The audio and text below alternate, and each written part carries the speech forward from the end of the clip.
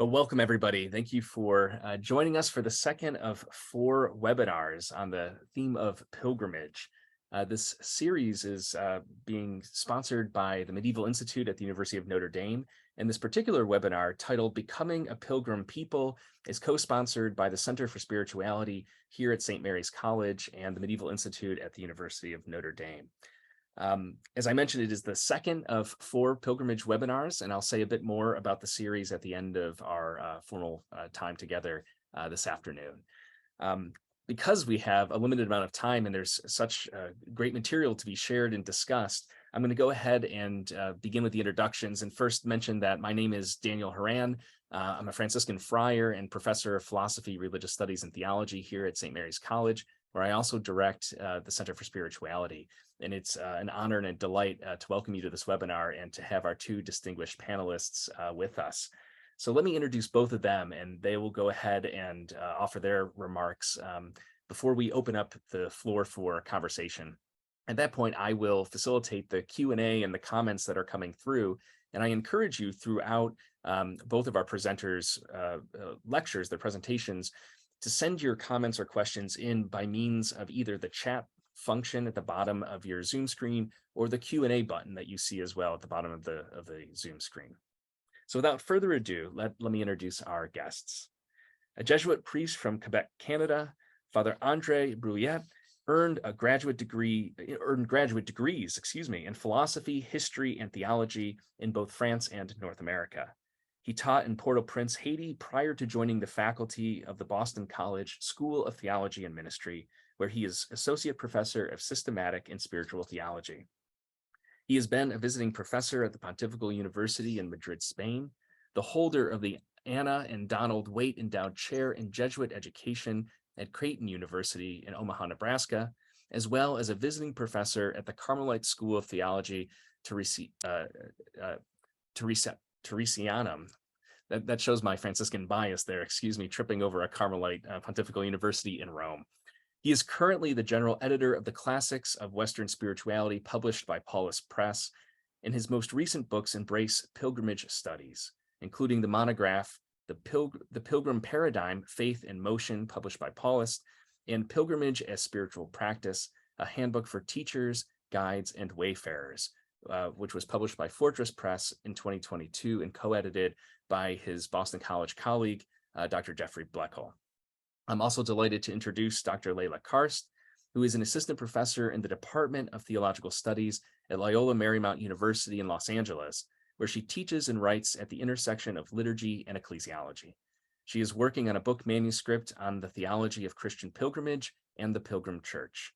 Her current research also explores the ways that racism, sexism, and sexual abuse have impacted our liturgical celebrations and the function of lament in addressing these liturgical challenges. Her publications include articles in the journals Liturgy and Practical Matters. She holds a PhD from Emory University and an MDiv from the University of Notre Dame. So welcome back, as it were, to South Bend, at least virtually. Father André will begin with his remarks, and the floor is yours. Thank you. Well, thank you very much, and thank you for this wonderful opportunity to be part of that webinar on the pilgrimage, and especially thinking through the lens of racial justice and healing memory. So I'll proceed in 3 moments. So first, to look at the foundational experience of pilgrimage that we find in the Bible, looking then in the second time at some resources from the pilgrimage tradition to kind of spark our theological imagination. And then finally end with 2 examples of contemporary pilgrimages that address themes related to today's discussions. And so on that first element, so when we think of pilgrimage in a Judeo-Christian tradition, a foundational event is clearly the Exodus story, that very important moment of being led out of Egypt for the Hebrew people to be led then to the promised land. And so, which is grounded in the call of Abraham to be on the move, the promise of a progeny, the promise of a land, and an invitation to trust also in the Lord. And so we see in that story that movement certainly towards a destination. So there's a strong theological element to that walk in a way that we can say is a pilgrimage in a certain way, which is also a migration. And I think that's interesting to make the connection between those two realities. And so that's a walk that frees, that liberates the people. But as Michael Watzer would say, it's not only that movement towards the promised land, but the covenant aspect is also extremely important in that regard, in a sense that the journey from Egypt out of slavery towards the promised land is one that will constitute a people, that will edify a people, that will build a collective reality from a bunch of individuals. And so, they are constituted anew as a collective. And so that's very important as we think of pilgrimage, because our bias is to look at pilgrimage mostly as an individual reality first and foremost. And so here we have the collective element clearly emphasized. And another element that is also interesting in that Exodus story, as we think about pilgrimage, movement, migration, is the ethical commitment that comes from the experience of being a foreigner, of being an alien, and then of being on the move and having to be welcome, having to receive hospitality. So there's a leitmotif that we find in the Old Testament, in the Hebrew Bible, that you should not molest or oppress an alien because you were once aliens in the land of Egypt. You were once pilgrims. You were once on the move and in need of being welcomed by others. That connects also with the very etymology of the word peregrinus, which is in a way a non-citizen, so a foreigner, someone who is not who's coming from outside in a way, and needs to be welcomed. And so an experience of liberation, clearly in that case, of being on the move, going towards a destination that creates a collective, a people, but that also produces an ethical commitment that would be repeated more than once throughout the Hebrew Bible. So that's a foundational experience, both for liberation theologists, obviously, but also when we think of pilgrimage in general. And so looking more broadly at the Christian tradition of pilgrimage, I'm highlighting here some elements that are interesting to draw from as resources, even as we think of pilgrimage for contemporary reality. So drawing from the tradition as some kind of ressourcement and for enriching our theological imagination. So a few elements. First of all, memory. A pilgrimage is always a return to, even if one goes to a place for the first time, there's always a connection, a memorial connection with events or with people, with individual, that kind of brings us in to the experience. And so that's important to attend to the memory, to potentially increase then the connection with what is memorialized, and maybe even potentially heal. So people pilgrims going to Jerusalem want to kind of foster their connection with Christ and the events in his life, or Americans going to Ireland or Italy or other places where they're coming from want to reconnect with their roots, with their family history by going to the place.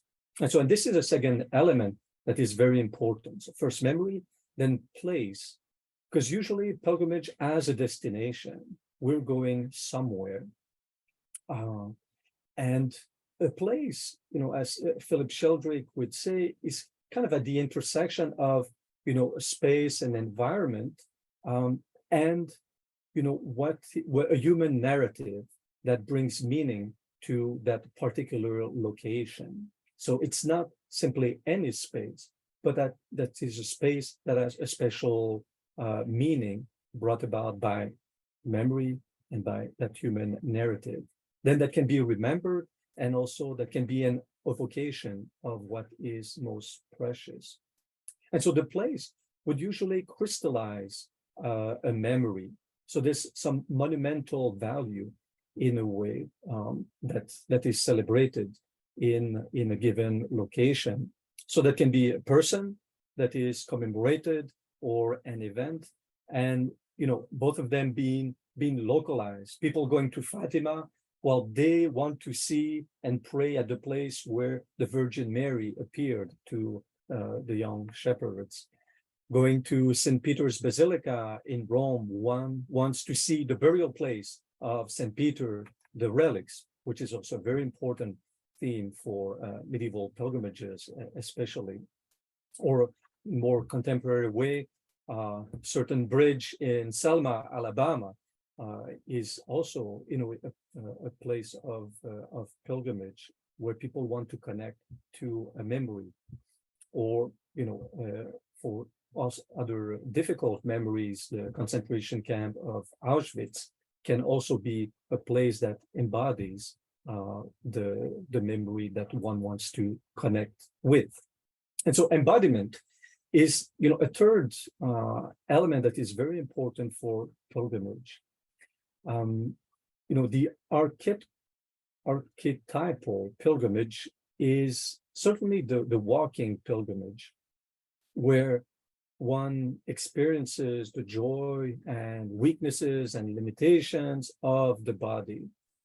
But that's embodiment in a genuine sense is an invitation also to simply be present to the experience, to be present to the place, to be present to one's body, both in its in the ruggedness of the experience, in the necessity to slow down from one's regular rhythm in life, but to bring one's own self to that experience in a radical way. And it is not opposed, and on the contrary, can help the interior dimension of any pilgrimage experience. But embodiment is really important. Again, walking pilgrimage, that would be kind of the archetype, but there's other ways of doing pilgrimages that will also be very embodied. But that's a very important dimension, certainly.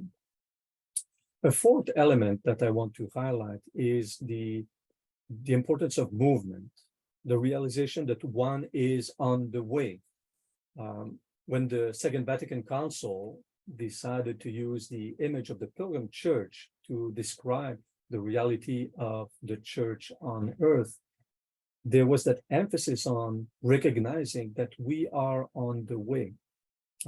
Even in the title of this webinar, Becoming a Pilgrim People, we see twice the idea of change, of movement, by becoming what one is not yet, and becoming a pilgrim people, so a people on the move, a people that has not arrived, that is not arrived yet. And so the pilgrim ethos really emphasizes that reaching even the destination is not the end of the process. So there's always an invitation to go further, to go beyond, to continue the journey. So already in and on itself, it must be a journey, even if it's simply an inner pilgrimage. But in a very physical pilgrimage, there's clearly a sense of destination and movement. Then another characteristic of pilgrimage is the reality of the many encounters that will happen along the way. So either within a group of pilgrims, within pilgrims that are coming from different horizons, or with people along the way, both, literally along the way on the road, or, at the destination. And so anthropologists Victor Turner and Edith Turner identified some kind of anti-structural dimension of pilgrimage. So by a reconfiguration of the social group and a certain egalitarian quality of pilgrimage, where social differences will be leveled out up to a certain point. And people going on the Camino, for example, experience that rich diversity of encounters, a great variety of people whose path they would never have crossed otherwise. And then leading ideally to a certain transformation through that whole process. So memory, place, embodiment, movement, then encounters. Potential also encounter with the divine, especially in Christian pilgrimages. That's certainly an important element that we want to take into consideration. So for the last minutes of this presentation, I just want to highlight two contemporary pilgrimage experiences that relate in a way to our theme of racial justice and healing of memories. One of them is from a colleague from the University of Flint, Michigan, Mary Jo Kitzman, who wrote a very beautiful essay about an experience that she had, actually a course that she built with her student of an urban pilgrimage. So to the city of Flint, Michigan. And so we know that this is a city that is famous or infamous because of the problem with drinking water, but also the destruction of many factories. So the industrial base that has left the city, leaving it very impoverished. And so she designed a course at a state university where students have to build a walking pilgrimage within the city. So this is an urban pilgrimage to tour the city, see those places that add meaning. So those large automobile plants that have been sometimes completely destroyed and where nothing is left but a wasteland, an industrial wasteland. And then connecting the students with their own family history because they're from the region. And so sometimes they had parents, grandparents who had worked in those factories. And then also connecting with the people who are living there, now living in the city in sometimes difficult situations.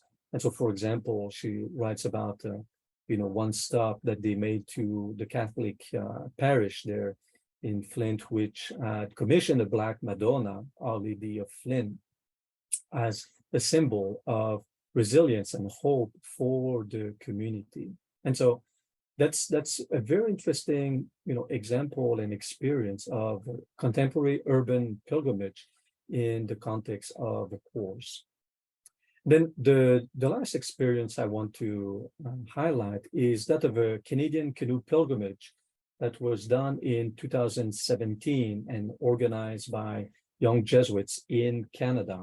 And so they traveled by canoe with other people. So from St. Mary among the Hurons, Midland, Ontario, the Shrine of the Canadian Martyrs, to Kanawake near Montreal, which is the Shrine of St. Kateri de Catuita.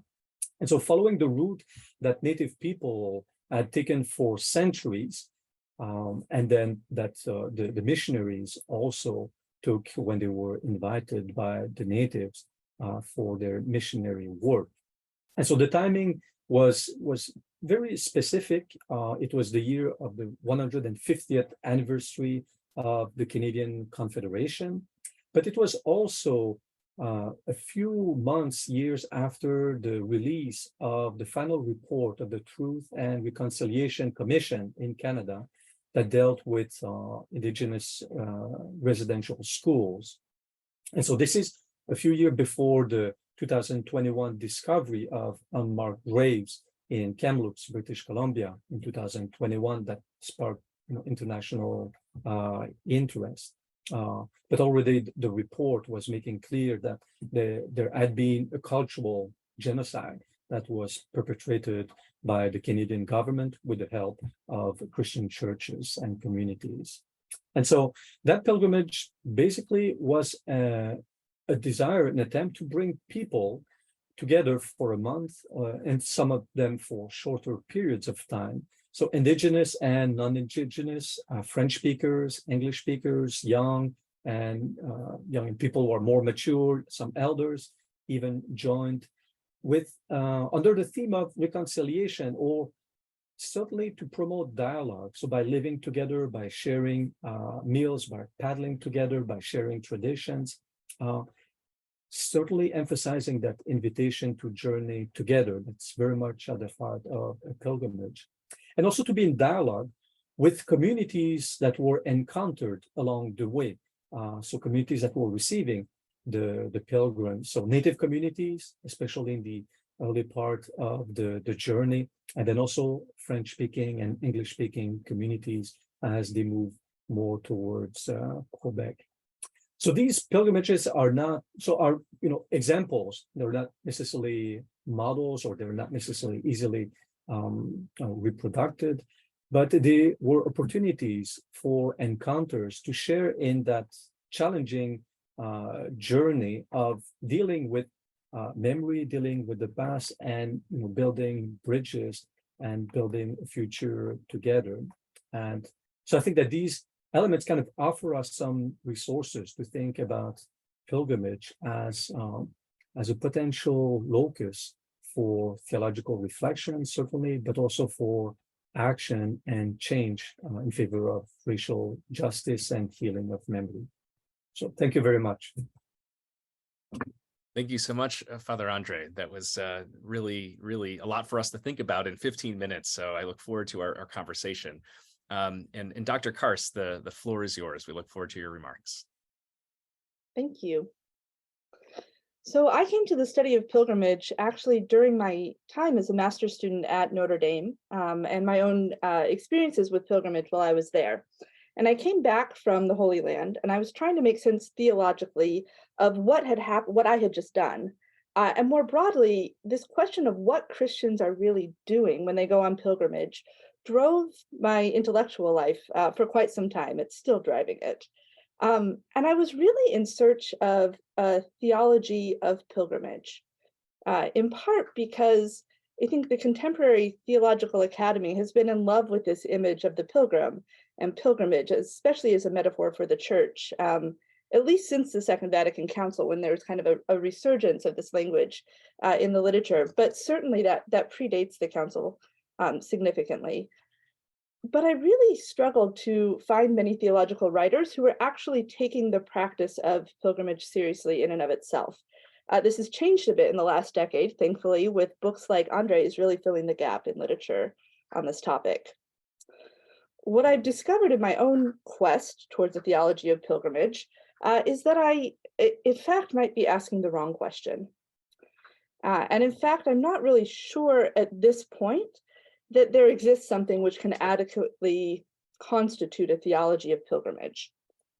As I began to study the phenomenon of pilgrimage, a more fundamental question emerged for me, which is, how is it, can we take all of these disparate practices of Christians around the world and coherently label them with a single term, which is pilgrimage? The reality is, within the Christian tradition, pilgrimage is an inherently plural phenomenon. So let me see if I can illustrate what I mean here.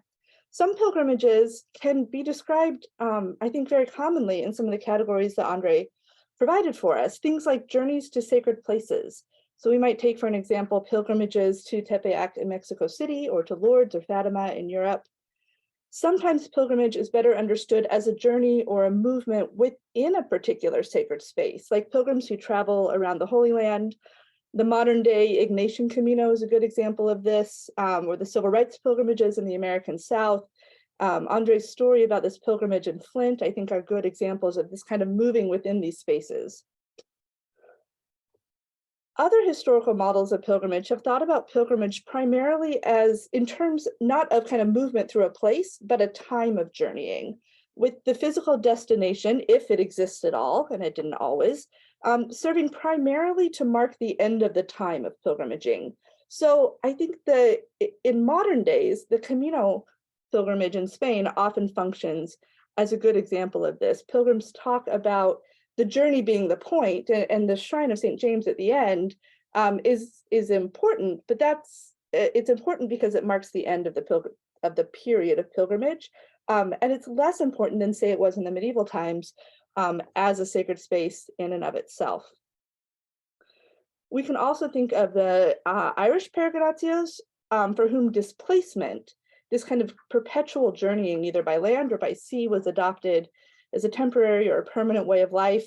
We can think of medieval pilgrimages assigned by confessors that were more akin to kind of earlier juridical practices of exile, where a sinner was assigned to pilgrimage for a set period of time.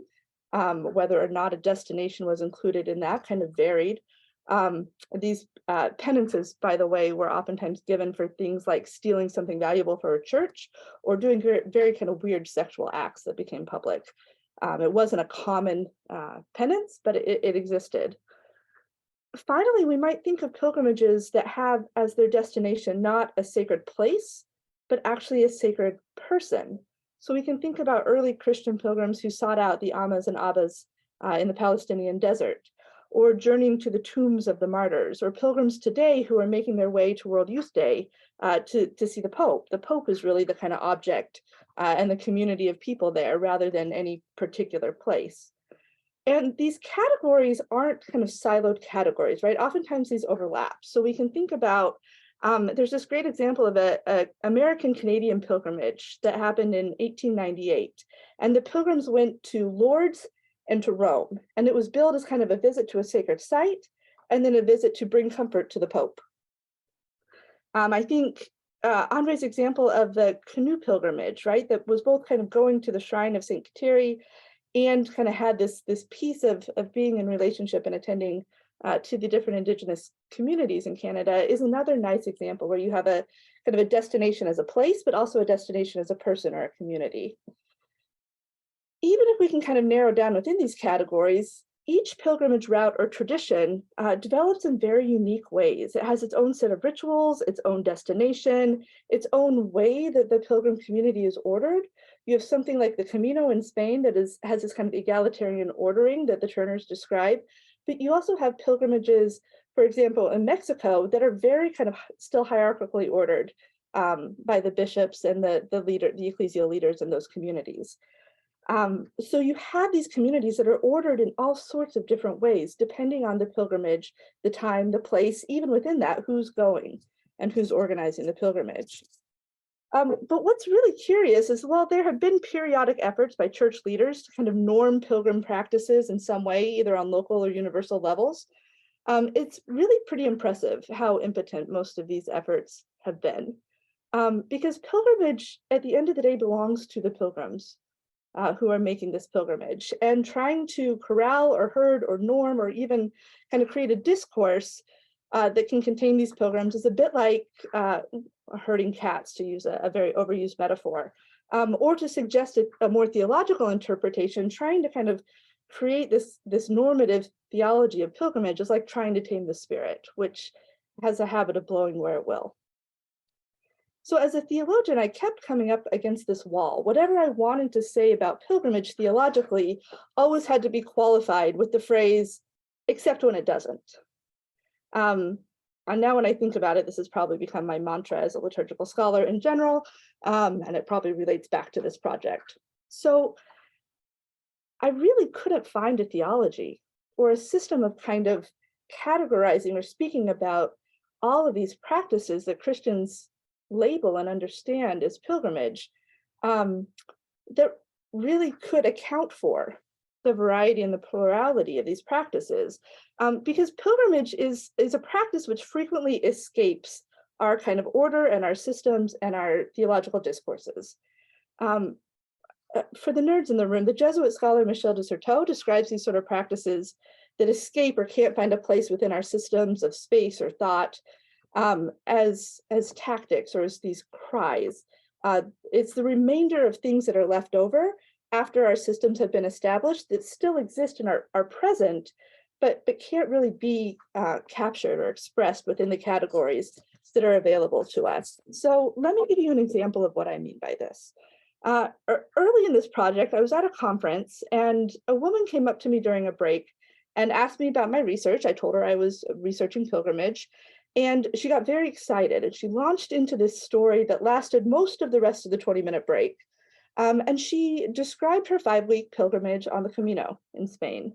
And she told the story in a fascinating way. It wasn't linear, right? It didn't kind of go from first to next to next. She kind of bounced around as she was talking with this exuberance about these deeply meaningful experiences she'd had as a pilgrim that stretched from blisters to encounters with people to nights full of stars to these kind of quiet moments spent with God in a little village church or chapel. And these stories are common among those pilgrims who walk the Camino. And as she's kind of rehearsing this deeply religious spiritual journey, I think she finally realized she'd been talking for a while, and she pulled back and she directed a question my way. And she asked me kind of what about pilgrimage I was interested in, or what about pilgrimage I was working on. And I told her I was trying to develop a theology of pilgrimage. And without missing a beat, she looked at me and she said, "Oh, well, I'm Catholic, but I'm not practicing." I found on the wake of a 20-minute story about her pilgrimage, this comment that she wasn't practicing, so curious. And I wanted to probe a little further, but of course the break ended and we had to back inside for the next session. And I never saw this woman again. And so I was just left with this comment kind of still ringing in my ears. I knew what she meant, or at least I'm pretty sure I knew what she meant by this comment, which is that when she said I'm Catholic, but I'm not practicing, she meant I don't go to Mass regularly. But the categories of Catholic practice seem to be incapable, at least for her, of including her pilgrimage practice, however Catholic her practice appeared to me. So within the confines of how we talk about the church as a pilgrim people, her experience, her practice of pilgrimage kind of erupted almost as this kind of narrative cry that could find no place within kind of her categories or discourses about church and what it meant to be a practicing Christian. And yet it still kind of announced its existence in this moment. It still existed within these spaces. For the record, I don't think it's a coincidence that in our day and time, the popularity of pilgrimage seems to be increasing, while the popularity in our pews or of our pews is decreasing. This is true in both mainline and Catholic churches. And I think it expresses something of pilgrimage as this cry in our church that somehow kind of escapes the categories that we've been able to establish for it. And one of the responses, the response that I had kind of initially pursued, was to try to create a space for that. But now I'm not convinced we can, or at least ought to, try to create this theology of pilgrimage. In so much as we can speak of a theology of pilgrimage, I find that the best we can do is to see pilgrimage as this remainder, as this a cry that escapes our more systematic attempts at corralling it, whether we're talking theologically or liturgically or ecclesially. And instead, I've started to think about pilgrimage not as a practice in need of a theology, but as a practice of theologizing that is worthy of our attention. So we could ask, what is the theology of this pilgrimage or that pilgrimage that is being expressed and made present and lived out in the world? This isn't a particularly novel way of thinking for a liturgical theologian who locates herself within an intellectual tradition that understands liturgical celebration as one of the ways that our church does theology. And in fact, my work on pilgrimage really rests on the claim that the church ought to recognize pilgrimage as part of its liturgical repertoire and part of its liturgical life. So, taking that as our framework, one of the things that liturgical theologians attend to regularly is how our liturgies form us into communities, form us into a people. That is how they constitute church in a specific time and place. As I think about or read the kind of title for this webinar, Becoming a Pilgrim People, it seems to me it's really a question about how we become church, how we become a pilgrim people, an ecclesial people, through the practice of pilgrimage. One of the things that I found particularly interesting as I've looked at these different pilgrimage traditions is the formation of pilgrim communities. And André talked a bit about this a few minutes ago. These communities differ oftentimes from our normative ecclesial communities, from our dioceses and our parishes in many ways. And in other ways, they differ not at all. Again, it really depends. But one of the ways that I think pilgrimage communities, the pilgrim church, differs is that these communities are typically temporary and they're always changing and in flux because they're constituted purely by the act of pilgrimaging together. Sometimes this pilgrimaging together is constituted by the physical proximity of pilgrims to one another, traveling on a bus, walking together on a road, staying together in hotels or hostels or semi-trailers parked along the side of the road. But other times pilgrims travel alone, and the proximate community is more eschatological. They become part of the pilgrim community throughout time who has made this journey or bathed in these waters or somehow left their mark on this place. The pilgrim community then, whether we conceive of it either as immanent or eschatological, in fact becomes a sort of liturgical realization of the church in the world, something that we might, I think, appropriately call the pilgrim church. And unlike the church that is constituted in the celebration of the Eucharist, the pilgrim church is a church whose rituals and orders are rarely written and instead passed on in practice from body to body, from mouth to mouth, from pilgrim to pilgrim, with much more flexibility to reimagine and recreate how we go as we go. So the pilgrim church doesn't exist as this kind of separate or antithesis apart from the more official or institutional or liturgical expressions of the church, but rather it exists in and among them, while not entirely being a part of them. The practice of pilgrimage in all of its plurality and chaos and messiness then is actually a practice of the church constituting itself in the kind of betwixt and between spaces of our church and of our world.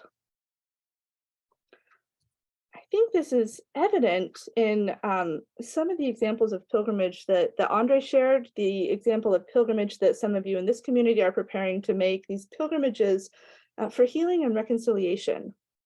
And while there's no lack of resources in the tradition, and André did a beautiful job of highlighting a number of these, there's no lack of resources from which we can draw as we plan and organize and kind of execute these different pilgrimages. There's also no blueprint. There isn't an order, there isn't a set of rubrics that we must follow in order for our journey to somehow count as pilgrimage or count as good pilgrimage. But while there is no one way to go, there is no kind of ideal way to make a Christian pilgrimage, how we go matters deeply. So these pilgrimages for reconciliation and healing seem to me to be an ecclesial faith response to the signs of the times. And this faith response requires a certain kind of creativity. When I first spoke with Dan about the event today, Dan posed the question to me like this: how can pilgrimage support our conversation from white supremacy towards solidarity as we work to create a more inclusive and welcoming church? What a fascinating and wonderful question. But may I suggest to you today that pilgrimage is not a tool or a strategy to aid us in the work of creating a more inclusive church. It has the potential to be a ritual, liturgical instantiation, however temporary or fleeting, of that more inclusive church, or not. So in my last couple of minutes, I don't want to give you a theology of pilgrimage or a blueprint for building a better pilgrimage, but rather to provoke in those here today the creative task of imagining and then constituting a pilgrimage and thus a pilgrim church in the world. So I turn the question back to you. What kind of church would you like to be? And how can we in our pilgrimaging become that church? The church has found an image of itself in pilgrim practices for millennia. In the letter to Dionysius, which is actually an anonymous homily from the 2nd century, the preacher describes the church as the pilgrim kind of journeying in the world, but not of the world, or existing and being and dwelling in the world, but not of the world. This is the kind of resident alien that André referred to earlier. The preacher was contemplating the Pilgrim Church, again, as people who were living in these spaces, but were not of the spaces. That image of the Pilgrim Church didn't make as much sense after Constantine's Edict of Toleration. And the medieval church developed a different kind of image of the church as pilgrim. So in this medieval image of the Pilgrim Church, it imagined the church not as the pilgrim itself, but actually as the institutes of hospitality for weary pilgrims making their way through this very inhospitable world. This image comes directly from the systems of pilgrim infrastructure that frequently sprung up around shrines and holy places, sometimes on common routes used by pilgrims to get to these places. These were oftentimes monasteries, other houses of hospitality that served pilgrims on their way. I was reading the Rule of St. Benedict with my students this past week, and they were kind of marveling at the hospitality that was recommended or really required of the monks living in these spaces. So institutions like these monasteries or these hospices provided material care for pilgrims, as well as spiritual care, guidance, all manner of help on their journey. These were places of stability, right, and places of safety that served those who had chosen to become unstable and placeless and vulnerable for a time. Those who had more offered to it, those who had more offered it to those who had less. And those in power and authority cared ideally in love for those who were vulnerable. This is a really beautiful ecclesiology that is not so different, I think, from the way that Francis talks today about the church as a field hospital. There's also something deeply Christological and Eucharistic about this vision of the church as host, welcoming the pilgrim as Christ welcomes us to the wedding feast of the Lamb. But I do want to call your attention and ask you to notice that in this vision, who the church is and who the church is for are not the same. This is a church for pilgrims, not a church of pilgrims. So the church then becomes constituted in this way and understands itself through their welcome and their care for the stranger and pilgrim, but not in the stranger and pilgrim themselves. So what are we to make of this?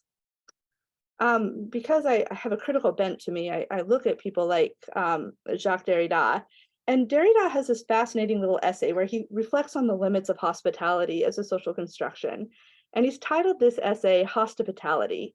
So he observes this kind of relationship of host-guest is predicated on an imbalance of power between two parties. The host has the power to welcome or not, to offer material comfort to the guest, food or restroom, a place for the night or not. Even within these actions, it's the host, not the guest, that determines what is offered and how much. And the guest, on the other hand, is in a position of vulnerability and powerlessness. And when this power dynamic changes, so does the relationship. The use of the image of the Pilgrim Church at Vatican II represents an intentional reversal of this model. The Council extended the invitation for the Church to recognize itself as that which is constituted not in the host, the pilgrim host, and the stability and authority in institutions and texts and structures, but also in the vulnerable stranger and the traveler, in the unpredictable kind of messy chaos of those who Christ redeemed while they were and are still sinners. So in seeing the church itself as pilgrim, this other image invites the church to become a guest of the world, sanctifying it, not by controlling it, but by bringing a message of hope within it. These offer kind of two examples, I think, of how we might make sense of and think about the Pilgrim Church. But ultimately, the work, I think, is a creative work of the pilgrims themselves. And so I'll leave you simply with this question. Liturgical life is the revelation of Christ and the church in our time. If pilgrimage is part of that liturgical life, which church is most needed in our time and place today? And what kind of pilgrim church will you be? Thank you. Thank you so much, Dr. Karst. That was wonderful, and Father André as well. If I invite you to join us again, here you are. Great. so much to reflect on, so much to consider, and so little time in which to do it. So speaking of time and place as pilgrimage of locations, there's a lot to engage with here. We have questions coming in. I want to remind those who are with us live to please submit your questions and comments with the Q&A button at the bottom of your screen or in the chat function. But maybe we can start off with something that I hope, in light of Layla, your presentation, it doesn't become a question of too much normalization or control. But to both of you, one of the things that, with André, you're highlighting from the tradition these characteristics of memory and place, embodiment, movement, encounter, and Layla talking about the way that pilgrimage functions not only geographically and spatially, but also temporally as well. That it opens up a whole horizon of understanding what pilgrimage may or may not mean. So this is an incredibly basic question, but for those who might ask themselves, well, what constitutes a pilgrim or one on pilgrimage, as opposed to, for instance, a tourist? Like, the same person may be in the Holy Land or Rome or the Legacy Museum in Montgomery, Alabama. And maybe in just a few reflections, how would each of you respond to something like that? Or is it too normalizing? André, you want to take this one? Yeah, I mean, I can get started, but no, I think that Layla made a very good point about the complexity of the phenomena, in the plural of pilgrimage. So it's difficult to simply pinpoint. I mean, a lot of people have strong opinions as to what constitutes a real pilgrimage. Like if you ask people on the Camino, they said it's only walking that will be the real pilgrimage. If you're going by bus, that's not a real pilgrimage. Or, Anyway, so there's a lot of things. I mean, for me, in a way, I think that there's a decision that one has to make to say, I am on a pilgrimage. Because from the exterior, as you mentioned, you can visit St. Peter's Basilica as a tourist, and there's nothing wrong with that, just to be clear. Or you can visit that as a pilgrim. From the outside, you won't necessarily know who's who. And also that, something can happen while on pilgrimage or while on a touristic visit where one becomes a pilgrim. And so I think that element of certainly seeking, that element of journey, that element of, an interior journey as well.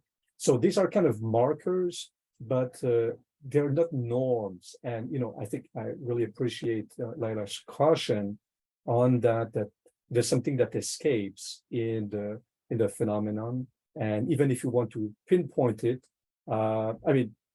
because we want to try to understand it, we can never capture it completely. So I think that there's in a way a decision for someone to make, to say, well, I am on a pilgrimage, and being open even to the possibility of becoming a pilgrim, because one can be a pilgrim for one day within one's own city, or can go for months walking from Walsingham to Rome.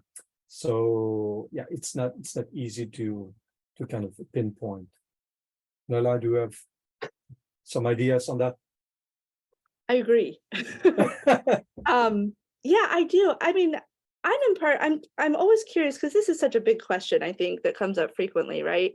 And what is the anxiety behind trying to distinguish between a pilgrim and a tourist? And I think it has something to do with this kind of concern about the way that the commodification of our religious practice kind of continues to exist.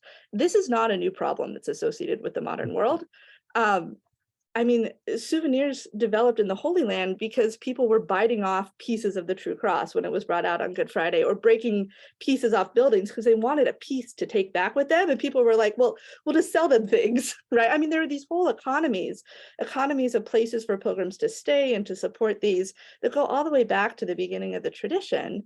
Tony Alonso has this beautiful book called Commodified Communion that kind of wrestles with the commodification of our different practices within the Eucharist, and kind of helps us to see, like, even our kind of most deeply held religious practices, even when they're practiced well, have this element of commodification to them, right? It's part of like being incarnate, as a church in the world. So this kind of need to separate tourists and pilgrims, as I think, as André said, it gets complicated, right? Like people could be both, or people might be one or the other. I think within the context of thinking about something like the Pilgrim Church, I would say maybe one of the things that makes someone a pilgrim is their identification with the larger Christian tradition or the community as part of the reason why they go, right? Like how they kind of locate themselves as part of an ecclesial community or not. But beyond that, I think pilgrimage is caught up in the tourist commodification and industry, and it always has been, right? Part of the marvel for me is the way that God is still found in that space, rather than this effort of trying to kind of purify the space so that God can be found. Thank you both. I'm tempted to continue this line of conversation because it's fascinating, and just maybe to plant the seed and turn to some other questions of this question about, can there be such a thing as a secular pilgrimage, like there are some scholars suggest secular liturgies? Maybe that's a shiny object to tempt Layla at some point to develop further. But I don't want to miss some of these other questions that have come in, including one that speaks right to the heart of this pilgrimage series. And this question is as follows. André mentioned that reaching the end of your destination is not the end of the journey. Do you think that statement relates to racial injustice in today's culture?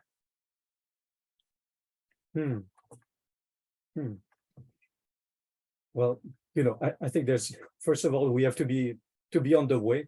That's the first thing. And will there be an end to all racial injustices? I mean, one can hope for that, but certainly what one can do as a collective pilgrimage, or as an individual pilgrim, is to make sure that we're on the road.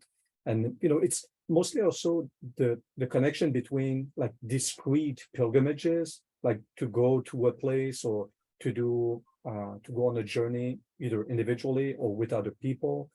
I think it feeds into a larger sense of journeying. That pilgrimage is a useful metaphor. And I think, with that sense of a pilgrimage of life and all those kind of things, but to keep that sense of journeying, I think is very, very important. So, so I mean, that's how I would approach that. Hopefully, pilgrimage goes beyond being simply a moment or a parenthesis in one's life, and kind of nurtures a fundamental attitude. I think that the Pilgrim Church, we know that we'll be on the way until we reach the heavenly Jerusalem. So, the journey continues. Yeah, I went to the eschatological place as well, right? I mean, there's really something eschatological to all of our liturgies and our practices, right?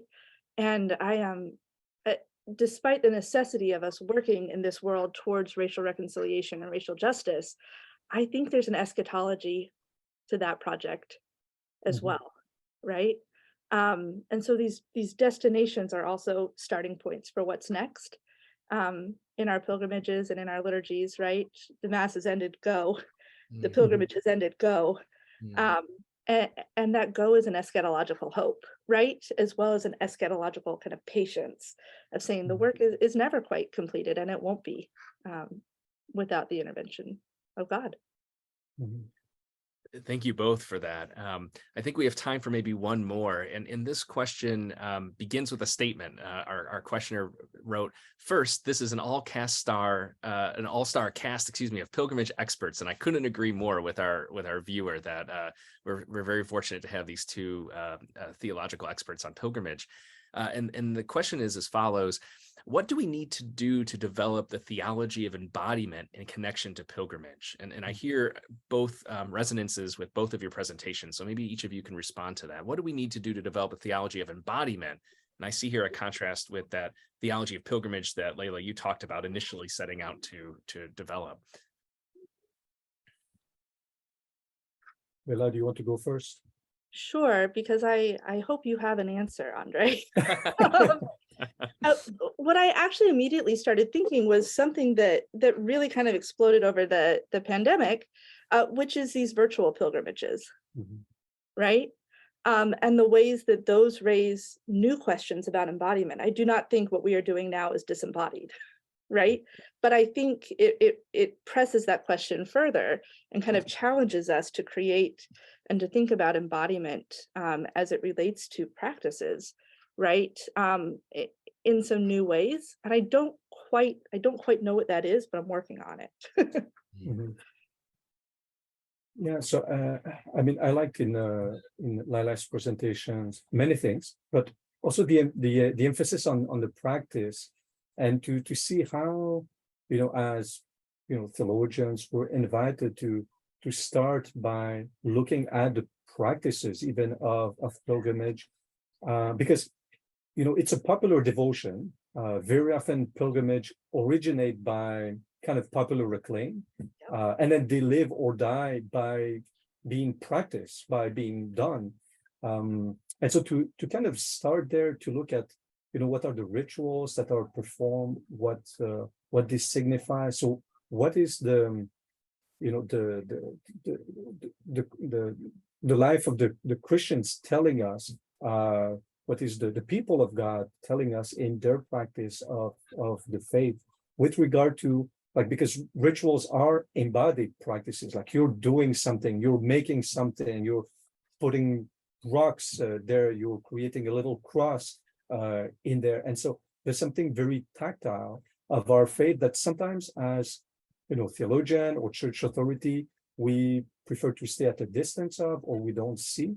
And so I think that already to pay attention to that and to, encourage that sense of creativity and recognize that, I think would be ways simply to kind of, foster that theology of embodiment. And it, again, the link with the COVID-19, has made us aware of that need to connect in meaningful ways and in-person ways.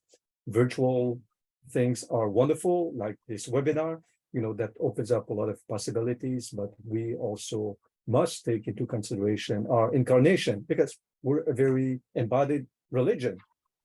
And so that's really very much in line with the core of our faith.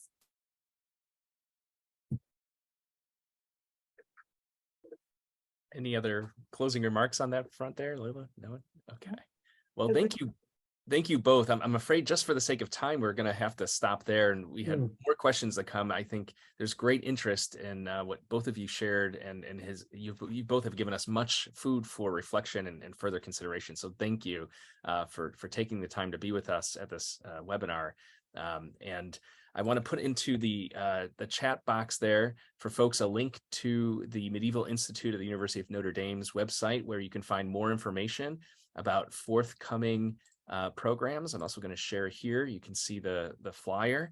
I want to highlight again that this particular webinar was co-sponsored by the Medieval Institute at the University of Notre Dame and the Center for Spirituality here at St. Mary's College in Notre Dame, with additional support from the Institute for Scholarship in the Liberal Arts, College of Arts and Letters. I would be remiss if I didn't also give a shout out of thanks to Dr. Annie Killian, a Dominican sister and the Public Humanities Fellow at the Medieval Institute. For those who are with us and are interested in continuing this conversation on pilgrimage, we invite you to the next webinar in our series, which will take place on Friday, March 3rd at 12 noon Eastern Time. We are privileged to have joining us the artist Kelly Lattimore, who will speak with us about sacred art and the journey toward justice. Video recordings, of course, of previous webinars, including this one, and links to the upcoming events are all posted on medieval.nd.edu/pilgrimage, or you can follow the link that's in the chat. One more time, thank you both to Layla and André for joining us, for giving us so much to reflect on and to consider. And we hope to see you all in a future webinar and in our pilgrimage experience. Have a wonderful afternoon and weekend.